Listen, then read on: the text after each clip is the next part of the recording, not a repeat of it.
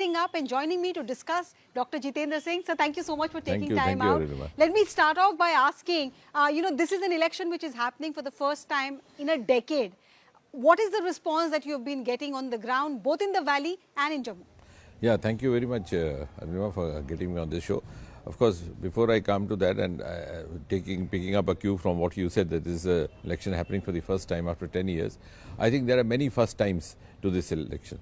For example, this is the first time that an election is being held to elect a 5-year term assembly after almost half a century, because this assembly had been converted into a 6-year term way back during the emergency, and that was also by default, and that again reflects what I have been very often retreating, the misuse of Article 370 by the protagonists of 370, because during emergency Mrs. Gandhi brought in that infamous amendment 42nd, 43rd, as a result of which the assembly terms were increased to 6 years, because she possibly needed another 1 year to prepare for the polls. But when the government changed in 1977, Mr. Morarji Desai became the Prime Minister, it was reverted back. So first time the National Conference, the then National Conference government headed by Sheikh Abdullah was quick to adopt that law, because though 370 gives them the prerogative to decide which law to adopt or not. But second time when it was reversed back, they used the LAB of 370, which is something a lesser reported fact. So that is also first time. Then the first time then you are going to have a free, fair polling. I mean, I think at least for more than 3 decades there's been polling for only of 8-10%, and they would get the legislators elected, the parliament, the MPs elected and form their governments, and that would facilitate the dynasty rule generation after generation. For the first time also we have so many candidates jumping into the fray. Otherwise it used to be a very confined affair. There would be a hartal call from Islamabad, shutters would be shut in Lal Chowk. So under the shadow of fear, the elections would take place. It was like a curfew. It would be a curfew-like situation, particularly in the valley. Very few people would come to vote. The vote could also be managed and manipulated, and there were very few who would get elected. In fact, in the early decades in Jammu and Kashmir, it was a famous adage in the 50s and 60s. Many of the returning officers would reject all the nomination papers and would declare the ruling party MLA as having won uncontested, even on the last day of nomination. So this has been a long journey since then, and I would rather say this is true mainstreaming of democracy in Jammu and Kashmir happening, which is also something new and something for the first time. You've given us a cue for a lot of follow-up questions, but let me begin with the elephant in the room. Statehood restoration is the big thing that everybody is talking about, be it in the valley, be it in Jammu area, be it in the hills or be it in the plains. Prime Minister, Home Minister, both are on record to say that there's no question of denying Jammu and Kashmir statehood. Yet, why doubt is persisting? Why is National Conference and Congress still questioning your intention? Because of the kind of executive orders that have come in, the appointment of the DGP, the LG getting more power, they are still, in a doubt whether we'll see a Delhi-like situation in Jammu and Kashmir. UT with an assembly. No, as you rightly said, once the Prime Minister has said that the statehood would be restored, which he did, of course, in the rally at Doda yesterday. He also did so when he addressed a massive rally in Srinagar at Bakshi Stadium about 6 months back. And of course, Home Minister has been repeatedly reiterating it on the floor of the Parliament. But in spite of that, if they say so, they are in fact trying to manufacture a narrative as if, so that, because they know for sure that the statehood is going to happen. So they are trying to manufacture a narrative so that they can then claim that, look here, we put the pressure on the government, so we got it. I mean, it's a very old trick among the politicians. But as I said the other day, some of these politicians are still trying the tricks of the last election, but the voter has moved on. And therefore, the easiest question one should ask them is, once it has already been said that you are getting it, why are you demanding it? So they are demanding which has already been granted. So they are demanding in order to make the people believe that, look here, they are not giving, we are demanding, so that they now know that's going to happen. It's just like, when you know that some project is going to be announced after 3 days.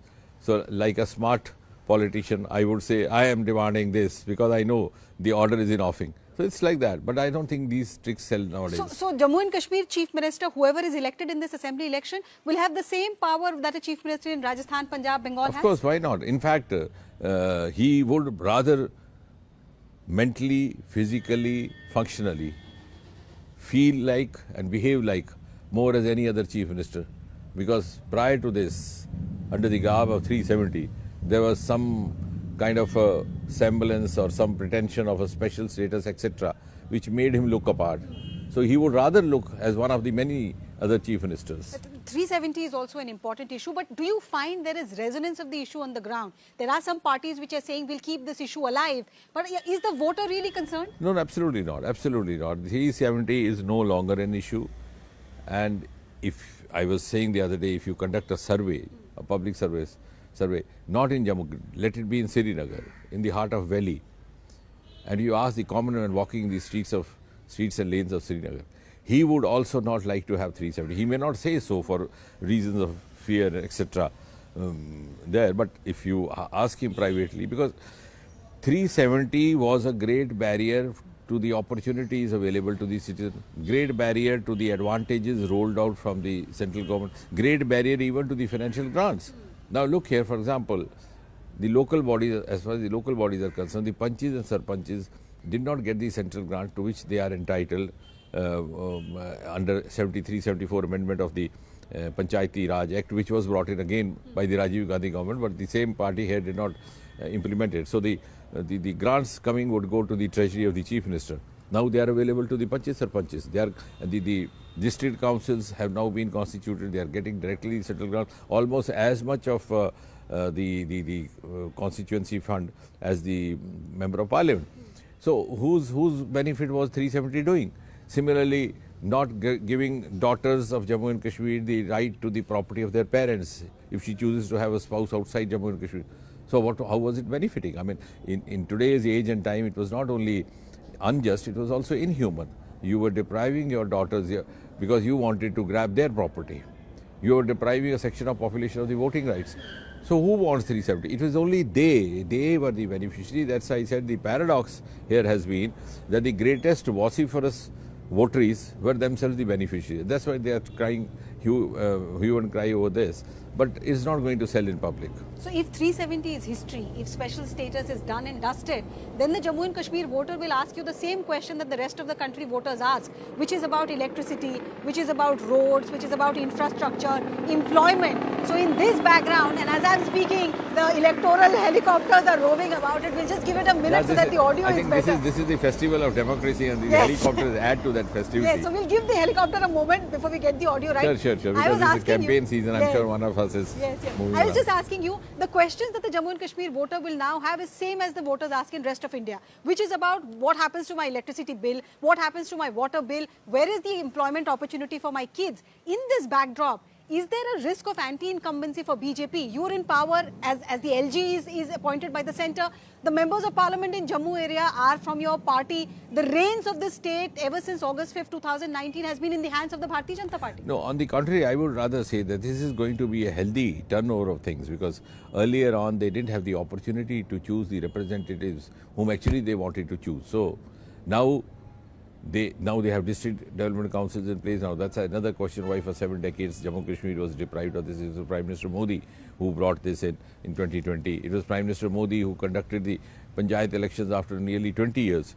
So when you have a multi-tier democratic system, all these issues get addressed, and rightly so. And if the people have the expectation, I think that's a part of the healthy democratic outlet happening. That's why I say now Jammu and Kashmir, including Kashmir Valley, is actually witnessing a resurgence of democratic aspirations. People have an opportunity to express their aspirations both as voters as well as the election seekers. The number of so many people, jumping into fray. And that also is related to the redressal of their issues, which were not happening because there was a huge gap. And for almost 10 years, we didn't have MLAs. Earlier on, we didn't have local bodies. So after Prime Minister Modi came in 2014, we got Panchayat election. After 2 decades, we never had district. So I think it's rather going to be the other way around. It's going to have a very healthy turnover. Okay. So if you're saying it will be the other way around and the voters are going to ask the right question, one of the key questions will be in your own constituency, which is the return of terrorism. Doda, Kishtwar, Riyasi. We've seen attack after attack in areas which had gone completely peaceful. When you accuse your opponents, be it the National Conference or be it the PDP, of hobnobbing or allowing terrorism to take Jammu and Kashmir back by decades, they are now turning around and asking you, look at your track record. How have you made Jammu and Kashmir terrorism free? No, I think that observation of theirs is self-contradictory, because all these attacks happening now are not following a kind of a pattern which was being followed for the last 30 years. And that's evident from the fact that now you have 2.5 crore tourists visiting Kashmir Valley. Now no tourist would risk his family or put his the life of his kith and kin to stake if he is not sure about the situation there. He would not depend on what media says, what government says, what I say, what you say. He would pick up a mobile, call one of his colleagues there, find out, bhai sahab kaisa hai, only then he would go. So we had 2.5 crore, we had home tourism exhausted, even though Valley is not very fond of home tourism. People like to stay there in houseboats. So that is the best testimony of militancy having weaned away and the normalcy having returned. Now, the local sport is virtually over now. Now what is happening is that these militants are facing the heat, they are on the run. So on the run they try to indulge in such encounters to make these news. But I'm sure this is also a passing phase, and in a nutshell this is the last phase of militancy in Jammu and Kashmir. But are your voters apprehensive, especially in the hillocks of Doda, Kishtawar area, where the hamlets are small, VDCs have been gunned down? When you go and seek their vote, their support, do they not turn around and ask you, I was looking at a better life, but here I am once again facing dire straits? But in totality, if you see, even they would draw the comparison. They are now having much better life than it was about 10 years back or 15 years back. There was a kind of atmosphere where many of the people started migrating out. Of course, Kashmir Valley witnessed the mass exodus of the Kashmiri Pandit community, more than 1.5 lakh or so, which was of course not the case in the Doda region that you are mentioning, because it was contained by the civil society leaders, etc. But many of them came over for the reasons of employment, vocation, for their children, for their next generation. But this is no longer happening now. Small town like Bhadrawa is now become a popular tourist spot. Prime Minister Modi mentioned it during his public rally at Doda. And I think in a single month of May, we had about 5 to 6 lakh tourists, which was unheard of in a place like Bhadrawa. And the best evidence of that is because the evidences don't come from media, evidences don't come from the government spokespersons, or government don't come from the parties, they come from the third quarter. So the evidence of that is that you have about, I think, 2 5-star hotels coming of the. So they would take interest in such things only when they see that something is happening in a better way. So people, they are much more reassured now as compared to what they were before. And the agri startup, the lavender cultivation, the aroma mission, the purple revolution, which Prime Minister Modi mentioned even in the Doda public rally, which he mentioned in the Man Ki Baat, has also taken birth from the district of Doda, Bhadrawa. So had it been so much of gun psychosis, then all that would not have happened. So I think now it's blooming again. And these sporadic incidents, even the natives there, because they have now understood the nuances of militancy, having lived with it for so many years, they understand that these are sporadic incidents being triggered by the militants on the run. And there's no local sport. And the VDGs under this government, this gives me an opportunity to point out, have been further strengthened with the more modern guns, the self-loading rifles, etc., which was not there. The earlier government had given them 303, just imagine, at this age and times. So that way, it's been quite a different scenario altogether. So you are confident that the next Chief Minister of Jammu and Kashmir will be from the Bharatiya Janata Party? Yes, we are actually fighting the election for that. But will it be on your own, or will you need, because there's a lot of speculation as to why Jamaat is suddenly back in the electoral fray, so many independents fighting the election in Kashmir Valley. National Conference is trying to paint it as a larger quote-unquote game plan. No, actually when National Conference and the Congress says that, it gives me a certain amount of sadist pleasure. Why? Because such statements are made from a position of weakness, not from a position of strength. When you are looking at a defeat written on the wall, then you start cooking up excuses, explanations for the day of reckoning. You start saying, look here, BJP has put in proxy candidates, they put in independents, they put in. But I would rather put it the other way. What's wrong in that?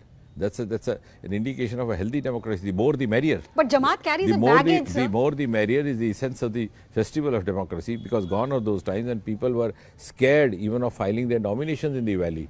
Now they are coming in huge numbers. So suddenly I said there's a resurgence of aspiration both of the voter as well as the persons seeking the vote. But like I said, Jamaat carries a baggage.